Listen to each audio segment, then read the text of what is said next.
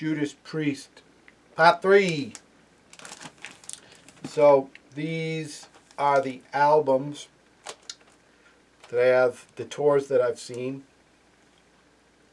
So Firepower Tour, the last album, Mohegan Sun, Connecticut, $58.75. And this was 3 years ago. So it's about time for their new record. So that was the last time. We almost went back to see Priest. Again, they toured for a long time on this. And we were going to make a road trip. And the closest was, I want to say it was in New York. And it's just for us. It's too far and too much money. And I don't even know what it would be to drive from 6 hours, maybe. I don't know. But it was just too much to go back, so we didn't. We were hoping they came back, like to Montreal or something, but I think they'd already gone through. Because they toured with Deep Purple for a while, so that would have been cool to see. But I don't know if that was just on the West Coast. That's the little sticker that goes in there. All right, then Redeemer of Souls in the Songus Arena at UMass Lowell. And this was 2014, $49. So that, I went with my daughter to that. It was her first metal show. She really liked it.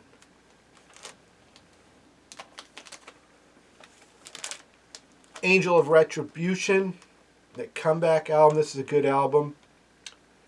State Theater, Portland, Maine, October 4th, 2005.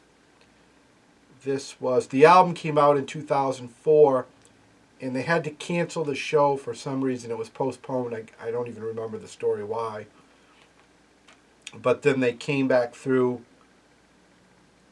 because this was October, so they were probably touring all year. $49.50. There was no even opening band for this. This was just kind of a makeup date thrown together. It's kind of disappointing. But, I mean, it was cool to see him. This was not their best. Rob Halford was overweight. He was using the video prompter thing he reads. It just was not. KK was right when he was saying, their shows were not that, what they should have been at that. It was cool to see him get back and have Halford. It was a good album, but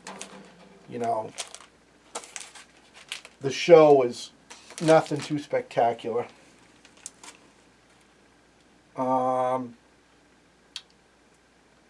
This on the Demolition, or was this Jugulator? Excuse me, Jugulator from 1998. The Avalon, Boston, Mass, Lansdowne Street, right behind Fenway Park. And what's interesting about this, $18. That shows you where Priest had fallen on this. $18 in Boston. So it was a cool show because it was basically like a big club with like 500 people, which also shows you where they were at the time. So it was cool. I sat at the bar. I went with my buddy Brad to that. So, I'm glad I got to see it. But you could show they had really fallen. Painkiller Tour, which is Cumberland County Civic Center, Portland, Maine, $17.50. And this was on January 9th, 91. So just into the new year for the album from 1990. This is We Are Vinyl reissue. My original Painkiller was part of my albums that disappeared, were taken. So I lost a lot of albums and a lot of good albums, and that was one of them. Still kicks me in the you-know-what. But Painkiller, I haven't bought another original just because the sound quality in this is awesome. So Killer album. Turbo. This is the copy that I bought when it came out. Like a lot of Priest fans, when I first heard this, I was not too thrilled. It's grown on me a little bit now. I mean, there is some good songs. This Out in the Cold is a really cool song. Reckless is a good song. And the guitar synthesizer things, I didn't like it, but, you know, hell, it sold records. It made them some money. This was Hollywood Sportatorium, Hollywood, Florida. Dock and open for them. $14.33. It's a weird price. June 18th, 1986. Remember that show well. Defenders of the Faith. March 19th, 1984. Cumberland County Civic Center, Portland, Maine. $11.50. This is most likely the copy that I bought when it came out. I used to put the headphones on and I would listen to that all night long. Now these two, the album covers, I don't, and I still don't to this day really like this artwork. I don't really like the newer Priest logo compared to that. That was classy, that was cool. It just had a, I've just never dug that at all. But these two albums I dig. So this was Priest in their heyday. Killer. Okay, the first time I saw Priest, and this is most likely the album, the copy that I bought when it came out. I remember being so excited for this. Electric Eye. Killer. That is my favorite Priest song. Heading Out to the Highways right there. Steeler, but Electric Eye is number one. And this is with Iron Maiden. $9.50. Cumberland County Civic Center, Portland, Maine. Cumberland County Civic Center is still there. So, Firefall presents. So, this was quite the memory. Priest and Maiden, first time seeing both of them. Super, super, super excited on that. So, those are the only one that I don't remember, and I don't have a ticket stub for it, is for Ram It Down. And I don't even remember. I remember Ram It Down buying it on cassette. And I didn't even know it was out.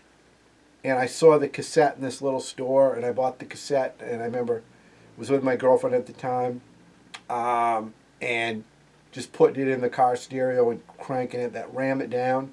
The rest of the album kind of sucked, but Ram It Down was a good song. But I don't remember. Obviously, if they came, I would have went, but I don't have a ticket stub for it. And so I don't really have a memory of that. So these are the rest of the studio albums. 12-inch singles and 45s. So I'm just going to kind of highlight some albums in here instead of showing every single record. But Sad Wings is my favorite album. I love the artwork. This is a Spanish copy. It's the gatefold. Good condition. Which, thanks to KK Downing, I know about this. And it's even signed on someone on there. Jose. I wonder, because it's printed on there, Jose Ramon. I don't know how to pronounce your last name. And I just realized it's signed. So Jose signed his own album. I wish KK had. And a message to KK Downing, which will be in part 3. So this album, I named my bird KK, who's upstairs, who'll be in another video. My wife contacted on them on KK's website, and said that she would send him this album. We'd pay for it, send it, if he would sign it for my birthday a few years ago. And no one responded. No one. So KK, if you're out there, who else names their bird after you, my man? So we'll send it to you. You should sign it because I'm looking forward to your new album, and I've been a big fan. So KK Downing, if Jose can sign, you can sign. So my favorite Priest album, and I know Priest doesn't get royalties from that, which is too bad. But on to Sad Wings. Oh, we're stuck. So, this Sad Wings on Gallo. This is a copy from Zimbabwe. Now, I'm still kind of perplexed as to why this was released in Zimbabwe. Like, is that a hotbed for Priest? I don't think so, especially in 1976, but it was released, and I have a copy of it. So I'm glad to have it. It's just, I'd love to hear the story of distribution of how that, who made that decision, and how many copies. I mean, I guess that was probably meant for Africa, but it just seems like strange. But anyway, and you can see the artwork's a little bit, the coloring's a little different. This one's darker, doesn't have the blues, and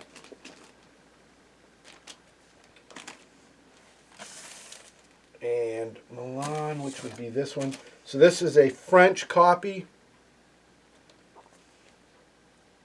Nice condition. I'm going to take it out of these because these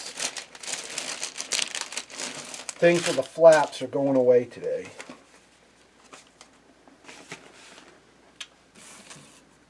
This is the Sad Wings American, which is my copy that's framed up there. So that's the album. That's probably the copy that I bought in high school, that one. And this one is a Korean one. I showed in my previous video Korean bootlegs, but this is an official Korean release. It's on, it says Soul Records. Soul Records. And this one is a Janus. So this would have been an original American copy when it first came out in '76. Janus would have been in the US and Canada. Gull. And then, so let's go to this one. Sin After Sin. This one's from Argentina. It's a gatefold. As far as I know, this was the only gatefold edition for this.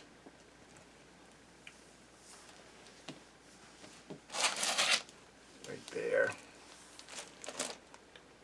Discos CBS in Spanish.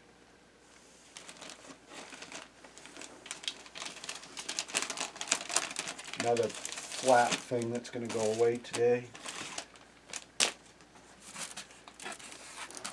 Sin After Sin. Just that's a European copy. And then the rest of these I won't show. The only one that one. I've got every studio album. The only one I'll pull out are these to show, just because it's cool. It's a double album. I always like these double albums. It's Killing Machine and British Steel in the same album. That's from Europe somewhere. So then, Rockarola, everything's in order. I have every studio album, 12-inch over there. The Metal Works is right there. The Five Souls EP, which this is pretty good. I think these were songs that were on the CD, but then didn't make it. They weren't enough room on the record. Snakebite's a good song, so that's pretty cool. My original Rock-a-Rolla, I have a bunch of copies of Rock-a-Rolla, but my original Gull is one of my records that was gone, let's just say. And again, that's expensive, just like the Painkiller, but the original Gull clean, I just haven't bought another one just because they're pricey and, you know, it's just a luxury. I weeded down a bunch of pre-stuff. I had extra copies of Hero Hero, multiple copies of almost every record. I had to weed them down because there wasn't enough space. I hate to weed down anything Priest. But that's the major things. Over there, which I'm going to do separately, is this pile here is 12-inch singles, picture discs, etc. So that, then there's some more compilation. And then I don't think I did box sets too. I've got some box sets. What do we have for time? 16. 16 minutes. So I'll throw these in quick because I'm trying to keep these down to like 20 minutes. This box set is Sin After Sin. Really cool cover. The art, I mean, it's not that glossy like the flat, I forget what it's called, but these are really nice covers. Stained Class and Killing Machine is in this. This is in really good shape. These can be hard to find, or hard to find for a decent price.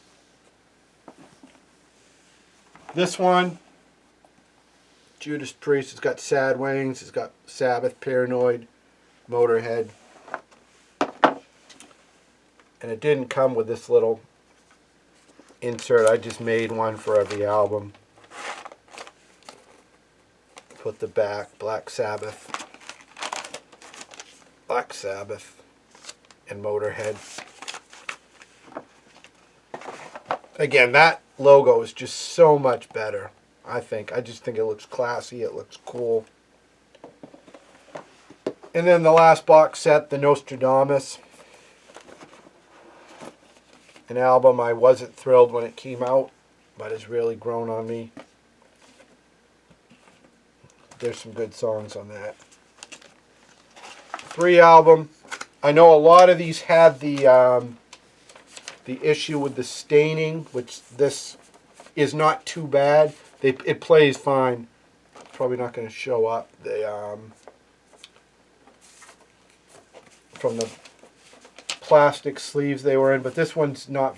It's in good shape. I forgot it even came with a poster.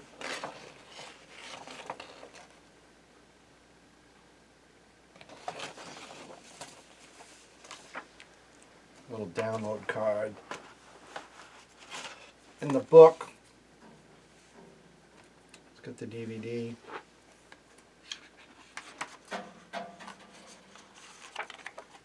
It's a nice book. This was a good package. It was well done. Now this album really tanked for them, and KK had said they wanted to do a big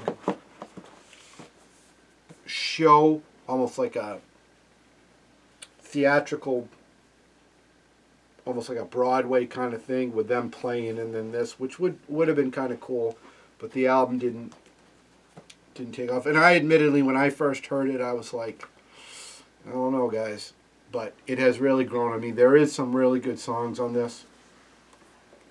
With maturity comes wisdom, or maybe it's the other way around. I don't know.